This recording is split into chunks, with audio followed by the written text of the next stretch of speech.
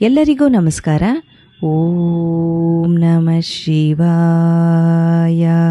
ಇವತ್ತು ನಾನು ಅಕ್ಕಮಹಾದೇವಿಯವರ ಹಾಲು ತುಪ್ಪವನುಂಗಿ ಬೆರಗಾಗಬಲ್ಲುದೆ ಎಂಬ ವಚನವನ್ನು ಓದಲಿದ್ದೇನೆ. ಹಾಲು ತುಪ್ಪವನುಂಗಿ ಬೆರಗಾಗಬಲ್ಲುದೆ, ಸೂರ್ಯಕಾಂತಿಯಲ್ಲಿದ್ದಾಗ್ನಿಯ ನಾರು ಭೇದಿಸಬಲ್ಲರು.